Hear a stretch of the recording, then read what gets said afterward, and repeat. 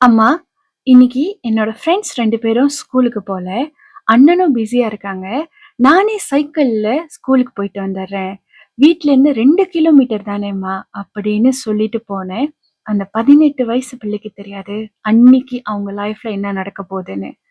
அந்த இன்சிடென்ட் அந்த ஊரையே இன்னைக்கு வரைக்கும் பயப்பட வைக்குது. சில பேர் சொல்றாங்க, இந்த பெண்ணோட அம்மாவ பழி வாங்குறதுக்காக தான் இந்த பெண்ண இப்படி பண்ணிட்டாங்கன்னு. இன்னும் சில பேர் சொல்றாங்க, இன்டர்நேஷனல் லெவல்ல ஆபாச வீடியோஸ்ங்க எல்லாம் வெளியாக்குறாங்க இணையத்துல இல்லையா?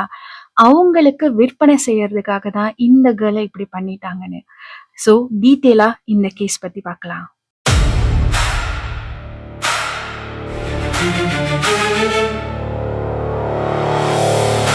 Time travel. ஹாய், அனைவருக்கும் வணக்கம். Hope you guys doing good. நான் திவ்யா குமாரன். நம்மளோட டைம் டிராவல் சீரீஸ்ல ஒவ்வொரு எபிசோடும் ஒவ்வொரு இயர்க்கு டிராவல் பண்ணி அந்த இயர்ல நடக்கிற crime story, horror story, motivational ஸ்டோரின்னு நிறைய ஜானர்ஸ்ல நிறைய ஸ்டோரிஸ் பார்த்துக்கிட்டு வரோம். ஸோ இன்னைக்கு வந்து ரொம்ப மனசை உருக்குற ஒரு கதையை தான் பார்க்க போறோம். ப்ளீஸ் ஸ்ட்ராங்கா இருக்கிறவங்க இந்த கதையை பாருங்க. ரொம்ப கொடூரமான ஒரு கதை தான் இது. இந்த வீடியோவை மறக்காம உங்களுக்கு தெரிஞ்சவங்களுக்கு ஷேர் பண்ணுங்க அண்ட் ரீபோஸ்ட் பண்ணுங்க. நிறைய பேருக்கு இந்த கான்டென்ட் வந்து ஒரு அவேர்னஸ் கான்டென்டா போய் கிடைக்கட்டும். சிவலோகநாதன் வித்யா 1996 25 நவம்பர் ஒரு அரசு மருத்துவமனையில மான்குளம், அதாவது இலங்கையை சேர்ந்த மான்குளம்னு ஒரு இடத்துல இவங்க வந்து பிறக்குறாங்க. இவங்களோட பூர்வீகம் வந்து பூங்குடுதீவு. ஆனா 1990s, அதாவது 1990 போல அங்க நடந்த போர் காரணமாக இவங்க மாங்குளத்துக்கு அங்க போயிட்டு டெம்பரரியா இருக்கிறாங்க. அங்கதான் வந்து வித்யா பிறக்குறாங்க. 2010ல போர் எல்லாமே முடிகிற காலகட்டத்துல வந்து இவங்க அவங்க குடும்பத்தோட அவங்களோட பூர்வீக ஊருக்கு திரும்பி வராங்க, விச் இஸ் பூங்குடுதீவு. ஸோ இங்க இருக்கிற மகா வித்யாலயம் அந்த ஒரு ஸ்கூல்ல தான் வந்து அவங்க வந்து படிக்கிறாங்க, அவங்களோட ஸ்டடீஸ் கண்டினியூ பண்றாங்க. ஸோ டெய்லி வந்து 7:30 போல ஸ்கூலுக்கு போயிட்டு மத்தியானம் 2 மணிக்கு போல வீட்டுக்கு வந்துருவாங்க. ஸோ இவங்க கூட ஸ்கூலுக்கு போகும்போது அவங்க ஃப்ரெண்ட்ஸ் 2 பேர் வருவாங்க. ஸோ சைக்கிள்ல எல்லாருமே போயிட்டு வீட்ல இருந்து ஒரு 2 கிலோமீட்டர்ஸ் டிஸ்டன்ஸ்ல தான் ஸ்கூல் இருக்கு. ஸோ இவங்க 3 பேரும் ஒன்னா போயிட்டு ஒன்னா வருவாங்க. வித்யாவோட தந்தைய பத்தி பெரிய அளவுக்கு எங்கேயுமே குறிப்பிடப்படல. ஸோ அவரை பத்தி இன்ஃபர்மேஷன் எக்ஸாக்டா நமக்கு தெரியல. பட் அவங்களோட அம்மா பேர் வந்து சரஸ்வதி. அவங்களுக்கு வந்து ஒரு அண்ணன் இருக்காங்க, நிஷாந்தன். 13ஆம் தேதி 5 மாசம் 2015 ஃப்ரெண்ட்ஸ் 2 பேரும் ஸ்கூலுக்கு போல. வித்யா தனியா தான் ஸ்கூலுக்கு போகணும்னு ஒரு சிச்சுவேஷன். யூஸ்வலி இந்த மாதிரி டைம்ல அவங்க அண்ணன் தான் போயிட்டு ஸ்கூல்ல விடுவாங்க. அன்னைக்கு அவங்க அண்ணன் கொஞ்சம் வேலையா இருக்கிறதுனால ஸோ வித்யாவே என்ன பண்றாங்க, வாலண்டியரா சொல்றாங்க, நானே ஸ்கூலுக்கு போறேன், சைக்கிள்ல நானே போறேன், இங்கதான் கிட்ட தானே ஸ்கூல், நான் போயிட்டு வந்துடுறேன் அப்படின்னு சொல்றாங்க. வித்யாவோட பேரண்ட்ஸ் அக்ரி பண்றாங்க. ஏன்னா ஸ்கூல் வந்து வீட்ல இருந்து ஒரு 2 கிலோமீட்டர் தூரத்துல தான் இருக்கு, கிட்டதான், பத்திரமா போயிட்டு வான்னு. ஸோ ஸ்கூலுக்கு போயிட்டு எப்போதுமே பாத்தீங்கன்னா ஸ்கூல் வந்து 2 மணிக்கு முடியும்னா ஒரு 3 மணிக்கு அவங்க வீட்டுக்கு வந்துருவாங்க. அன்னைக்கு பாத்தீங்கன்னா மணி 4 ஆயிடுச்சு, அப்ப கூட வித்யா வீட்டுக்கு வரல. ஸோ இவங்களும் போய் ஸ்கூல்ல கேக்குறாங்க, அவங்க ஃப்ரெண்ட்ஸ் வீட்டுல அங்கங்கன்னு கேக்குறாங்க. மணி ஆல்மோஸ்ட் 6 மணி ஆயிருச்சு, அப்பயும் வித்யா வீட்டுக்கு வரல. யாருமே வித்யாவை பார்க்கல. வித்யாவோட ரிலேட்டிவ் வந்து ஒரு பூத்திக் மாதிரி வச்சிருக்காங்க, ஒரு துணி கடை மாதிரி வச்சிருக்காங்க வித்யாவோட ஸ்கூலுக்கு பக்கத்துல. ஸோ எவ்ரிடே வந்து வித்யா வந்து ஸ்கூலுக்கு போகும்போது இந்த கடையை கிராஸ் பண்ணி தான் போவாங்க. ஸோ இவங்க ஃபேமிலி வந்து அவங்க அண்ணன் போயிட்டு அவங்க இந்த ரிலேட்டிவ் கிட்ட கேக்குறாங்க, இந்த மாதிரி வித்யா வந்து ஸ்கூலுக்கு போனதை பாத்தீங்களா அப்படின்னு. அவங்களும் சொல்றாங்க பாக்கலன்னு. ஸ்கூல்ல போய் விசாரிச்சா ஸ்கூல்லயும் சொல்றாங்க இன்னைக்கு வித்யா வந்து ஸ்கூலுக்கே வரலன்னு. ஸோ மணி 6 ஆயிருச்சு. இவங்க வந்து என்ன டிசைட் பண்றாங்கன்னா, நம்ம போலீஸ்ல வந்து ரிப்போர்ட் பண்ணலாம், சம்திங் இஸ் ராங்னு சொல்றாங்க. அவங்க அம்மாவும் அவங்க அண்ணனும் போலீஸ் ஸ்டேஷனுக்கு ரிப்போர்ட் பண்றதுக்கு போறாங்க. கொரி கட்டுவானி, சாரி நான் ராங்கா அந்த ஊர் பேரை ப்ரொனவுன்ஸ் பண்ணா. ஸோ அந்த ஊர்ல உள்ள போலீஸ் ஸ்டேஷன்ல வந்து ரிப்போர்ட் பண்ண போறாங்க. அவங்க இருக்கிற அந்த ஏரியாவோட போலீஸ் ஸ்டேஷன்ல ரிப்போர்ட் பண்ண போறாங்க. ஆனா அந்த போலீஸ் வந்து அந்த ரிப்போர்ட்டை எடுக்கவே மாட்டாங்க, அந்த கம்ப்ளைண்ட் வந்து ஃபைல் பண்ணவே மாட்டாங்க.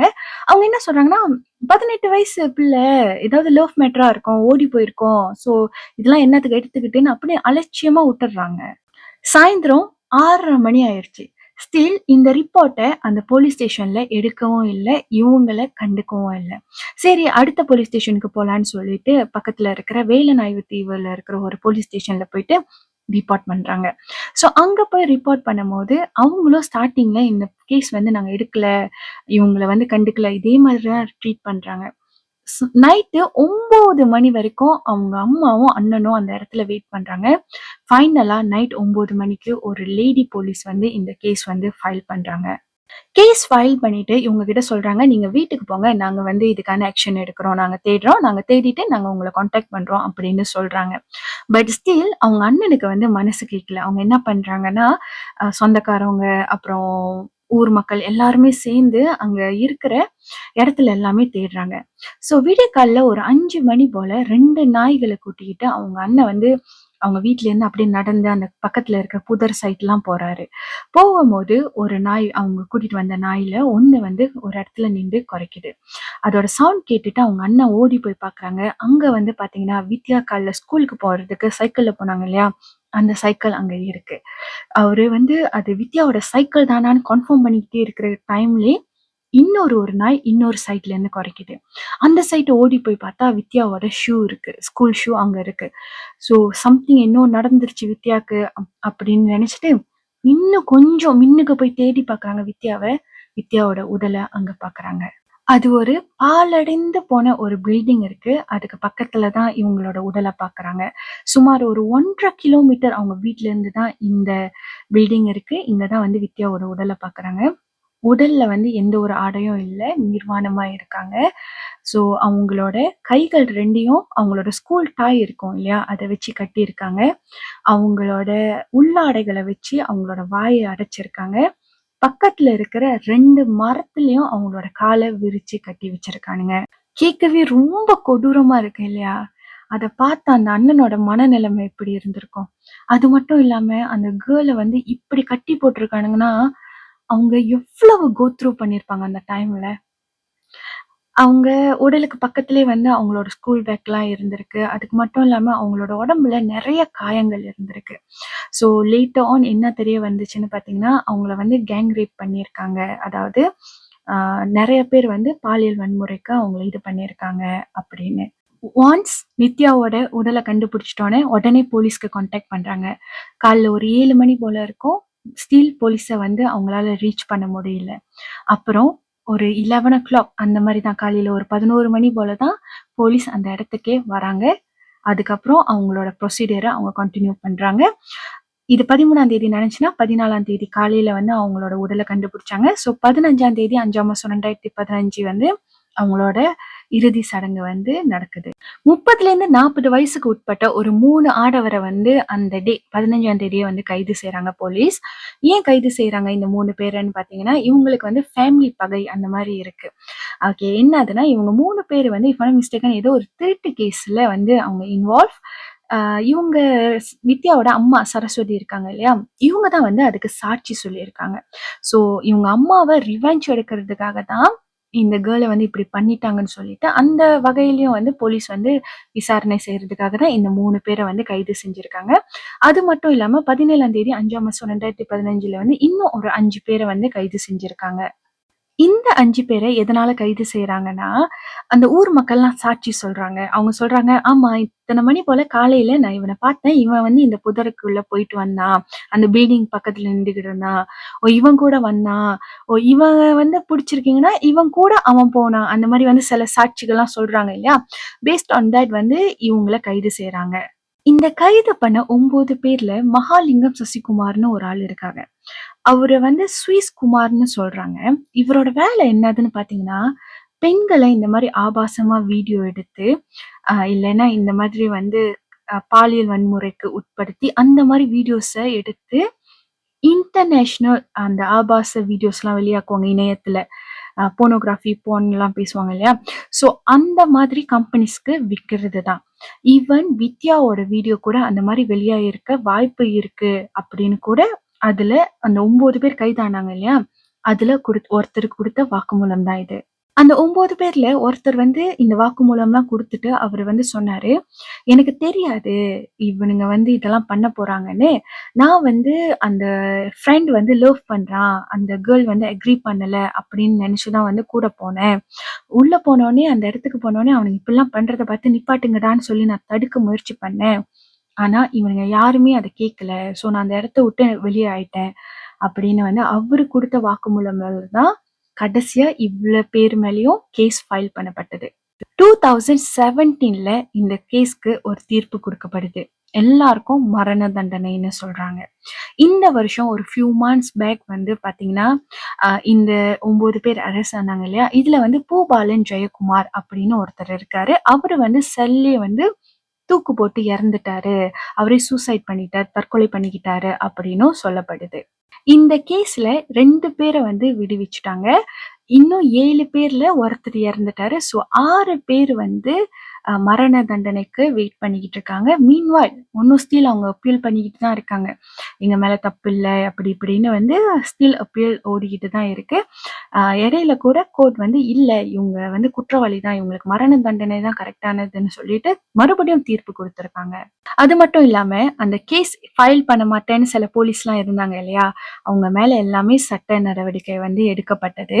வித்யாவோட அப்பா கொஞ்சம் உடம்பு சரியில்லாதவங்க, கொஞ்சம் உடல் நலம் குறைவாக இருக்கிறவங்க. இப்ப வந்து கொஞ்சம் படுத்த படுக்கையா இருக்கிறாரு. அந்த மாதிரி ஒரு சிச்சுவேஷன்ல இருக்காங்க. ஈவன் அவங்க இறந்ததுக்கு அது வந்து அவங்க அம்மாவாவது உட்காந்து கதையா சொல்றாங்க. இது நடந்துச்சு, என் மகளுக்கு வந்து ஒரு நியாயம் வேணும்னு. அவங்க அப்பாவால பேச கூட முடியல. அப்படி அழுகுறாரு. தயவு செய்து இந்த மாதிரி ஒரு இஷ்யூ நடக்குது, ஒரு அநியாயம் நடக்குதுன்னா அந்த இடத்த விட்டு நடந்து போயிடாதீங்க. இது நமக்கு ஃபியூச்சருக்கு பிரச்சனை ஆயிரும், நம்ம ஃபேமிலிக்கு இஷ்யூ ஆயிரும், இவனுங்க நாளைக்கு நம்மள அட்டாக் பண்ணிடுவானுங்க, அந்த மாதிரி நினைச்சு நிறைய பேர் அமைதியா போயிடுறாங்க. அந்த ஃப்ரெண்டு மட்டும் அன்னைக்கு ஆர்ப்பாட்டம் பண்ணி ஊரை கூப்பிட்டு இருந்தாலோ இல்லாட்டி உடனே போலீஸ்க்கு இன்ஃபார்ம் பண்ணியிருந்தாலோ இந்த கேர்ளை வந்து காப்பாத்தி இருந்திருக்கலாம். இந்த கேர்ள் வந்து இன்னைக்கு நம்ம கூட இருந்திருப்பாங்க இல்லையா? இது வரைக்கும் கதை கேட்டுட்டு நீங்க என்ன நினைப்பீங்க? 13ஆம் தேதி 5ஆம் மாசம் 2015ல தான் இந்த கேர்ளை வந்து கடத்திருக்காங்கன்னு. இல்ல, ஆக்சுவலி அவனுங்க வந்து 11ஆம் தேதியில இருந்து பிளான் பண்ணிருக்கானுங்க. 11ஆம் தேதி இந்த பிள்ளைய வந்து கடத்த வேண்டியது. ஆனா கூட வந்து 2 ஃப்ரெண்ட்ஸ் வந்தனால அவனுங்களால அன்னைக்கு கடத்த முடியல. சோ 12ஆம் தேதி கடத்தலான்னு முயற்சி பண்ணிருக்கானுங்க. 12ஆம் தேதி வந்து இந்த பிள்ளை வந்து ஸ்கூலுக்கு போல. சோ அன்னைக்கு முடியல. 13ஆம் தேதி இந்த பிள்ளை வந்து ஒண்டியா வந்துட்டோன்னே அவனுங்களுக்கு அது சாதகமா ஆயிருச்சு. யூசுவலி என்னோட வீடியோஸ்ல நான் திரும்ப திரும்ப சொல்ற விஷயம் என்னதுன்னா, தயவு செய்து வெளியே போகும்போது வீட்டுல சொல்லிட்டு போங்க, பத்திரமா இருங்க, உங்களை சுத்தி என்ன நடக்குது, யாரு போறாங்க வராங்க, அந்த மாதிரி ஒரு அவேர்னஸ்லயே இருங்க, அந்த மாதிரி நான் சொல்லுவேன். பட் இந்த மாதிரி விஷயத்துல தயவு செய்து ஏதாவது தற்காப்புக்கு ஏதாவது ஒரு பொருளை எடுத்துட்டு போங்க. அதுக்குன்னு வந்து நான் கத்தி அந்த மாதிரி சொல்ல வரல. பெப்பர் ஸ்ப்ரே அந்த மாதிரி ஆன்லைன்ல கூட கிடைக்குது. தயவு செய்து வாங்கி வச்சுக்கோங்க. ஆனா தவறான நோக்கத்துக்கோ ஒருத்தவங்களை தாக்குறதுக்கு அந்த மாதிரி யூஸ் பண்ணாதீங்க. உங்களோட ப்ரொடெக்ஷனுக்கு யூஸ் பண்ணிக்கோங்க. என்னோட பர்சனல் ஒப்பீனியன். அந்த இந்த விஷயம் நடக்குதுன்னு தெரிஞ்சிட்டோன்னே எனக்கு பிடிக்கலன்னு சொல்லிட்டு அவன் போனான் இல்லையா, அவனுக்கு தான் பெரிய தண்டனையா கொடுக்கணும். அது மட்டும் இல்லாம இந்த தண்டனை காலத்தை வந்து இவ்வளவு நாளைக்கு இழுக்காம உடனடியா தண்டனை கொடுத்தாதான் அடுத்தடுத்து நடக்கிற விஷயங்களை வந்து நம்மளால தடுக்க முடியும். நான் ஒரு வேண்டுகோளாவே கேட்க நினைக்கிற விஷயம் என்னதுன்னா, தயவு செய்து உங்களுக்கு தெரிஞ்சவங்களோ உங்க ஃப்ரெண்ட்ஸோ இந்த மாதிரி தப்பு செய்யறாங்கன்னா தயவு செய்து அதை நிப்பாட்டுங்க, அதை தடுத்து நிறுத்துங்க. உங்க ஃப்ரெண்ட்ஸை மாட்டி விட்டா கூட பரவாயில்ல, பட் இன்னொரு ஒரு உயிர் போறதுக்கு நீங்க காரணமா இருக்காதீங்க. நான் ஷேர் பண்ற எல்லா கிரைம் ஸ்டோரியும் ஒரு அவேர்னஸ் பர்பஸ்க்காக தான். ஸோ இதை வந்து ஒரு அவேர்னஸா எடுத்துக்கோங்க.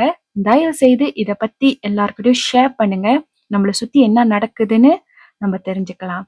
நெக்ஸ்ட் எபிசோட்ல என்ன கதை பத்தி பேசலாம்னு சொல்லிட்டு கீழே கமெண்ட் பண்ணுங்க. நம்ம அடுத்த எபிசோட்ல மீட் பண்ணலாம்.